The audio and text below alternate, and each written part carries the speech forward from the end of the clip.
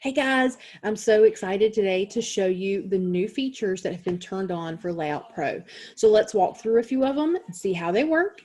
And then, of course, as always, shoot us any questions you have afterwards. In the 2020-2021 resources folder, there is an overview of all of the updates in the September release.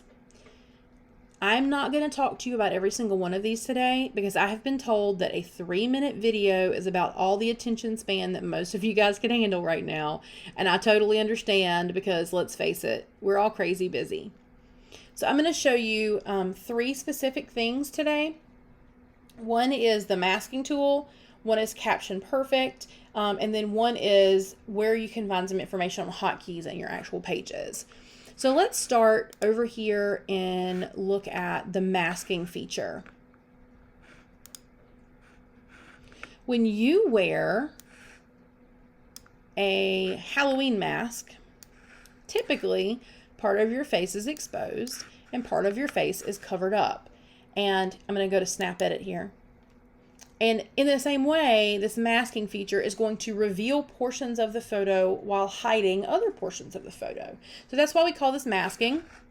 You're used to the filters, those are still there, but now we also have this mask feature. So I'm going to enable the mask and I'm going to begin to work with my eraser because I am going to erase a portion of the page. Now you can see that my little black and white dotted circle there is pretty small and I want to work smarter, not harder. So I'm going to make this a little bit bigger and I'm just going to erase, I'm not trying to get real close. I'm just kind of trying to get the gist of it. Not perfect, but we're getting rid of some of the background. Now, if you've ever done much in the way of erasing the background in the old tool, you'll know that the hardest part was getting up really close to the edge. So I want to show you how we have made some changes that are going to make this easier for you. And that is with this smart eraser. So we're still erasing, but we're going to be smart about it. So I'm going to start down here. Now you'll see I've made my cursor much smaller. Let me turn off that red outline for you. Okay. So everything inside that circle is going to be erased when we have eraser turned on. We have smart eraser turned on. Everything inside that will still be erased, but only if the color matches the color under the black dot in the center. So in this case, the gray is under the black dot in the center, the black is not. So when I click here, it's only going to erase that gray. It's not going to erase the pants. It's not going to erase the shoe. It's only going to erase what is inside that black dot. Now, if I bring that black dot to where the black is inside the dot and begin to erase, it is actually going to erase that. Here's your undo button. So I'm just going to run this right along the edge. I'm not having to be perfect. I'm just being kind of close. And it's going to pick that up. Now here you'll see that because I was trying to erase the white background and it picked up some of the white of the shoe, it actually accidentally deleted something that I really wanted to keep. So I'm going to use my uneraser and I'm just going to draw that right back in.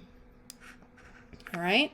So back to my smart eraser and let's do this side. I'm not getting the pants because I've only selected gray, which is the color of the background. And I'm just running right along the edge here. And we are done. That is cut out.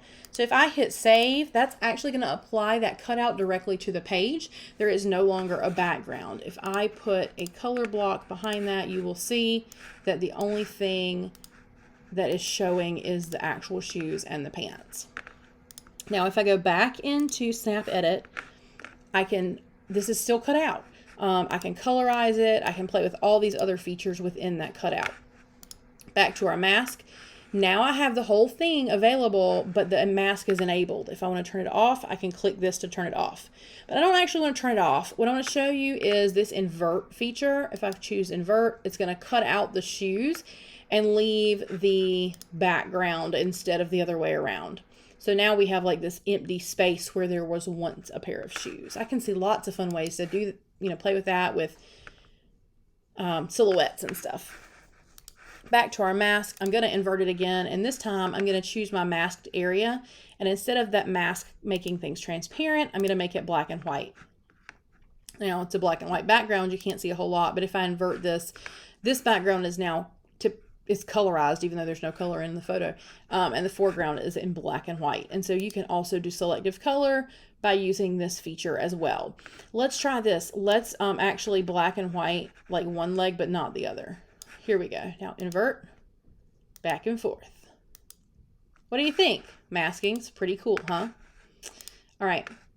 The next thing that I want to show you is some of the very fun features that you can get some information on your page.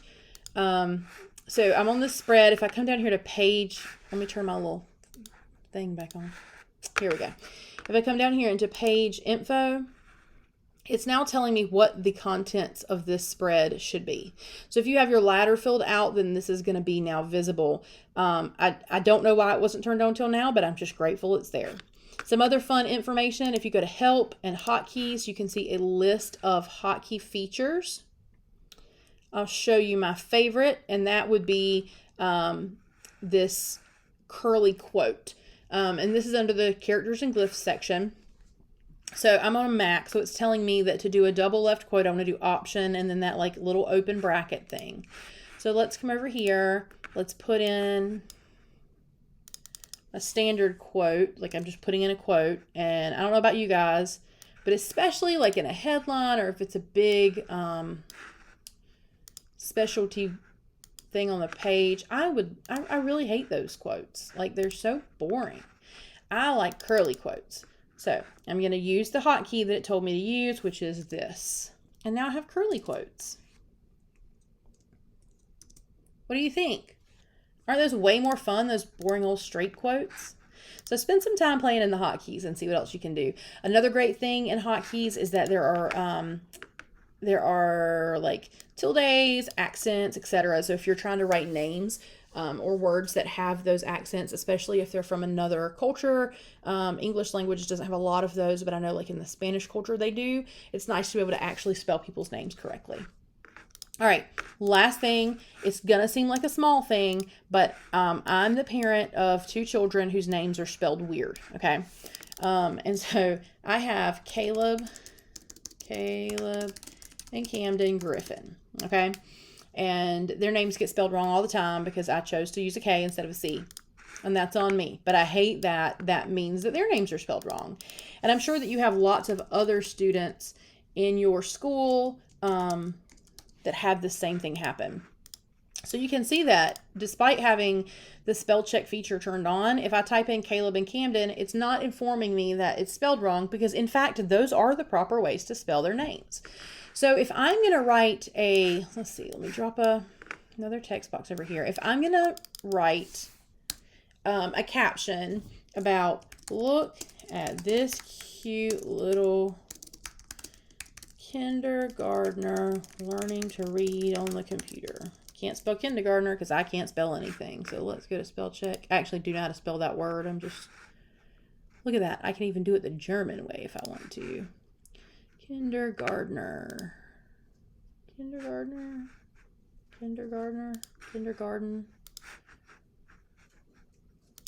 Oh, maybe I spelled it right to begin with. Look at this cute little kindergartner learning to read on the computer. And then I'm getting ready to write Camden Griffin, and I realize I can't remember how to spell his name. And so instead of guessing or hoping I'm right or right-clicking on the image and trying to see if it's tagged or like asking everybody else in the classroom, wait, how does Camden spell his name? I have a solution. If you have given Kristen your data list and she has been reaching out to your bookkeepers nonstop since school started, so hopefully she has them, this will work for you. If this does not work for you properly, then just email Kristen and see what you need, to get her so that you can make this work. All right, caption perfect. I'm going to click caption perfect. And I'm going to say, I know his name is Camden, but I can't remember how to spell it. So let's, Camden, no, that says Camrun. Maybe if I just put, Camden's not coming up. Maybe, I think his last name is Griffin. And look at that, there's a Camden Griffin, okay? So I'm going to click Camden Griffin. And I didn't even have to remember how to spell that. It just popped right in to my page for me. Okay? What do you think? I mean, to me, that is a lifesaver. All right, I did not do this in the 3 minutes that I promised Dawn I would try to do videos in, but it was a lot of information. I hope you found it helpful.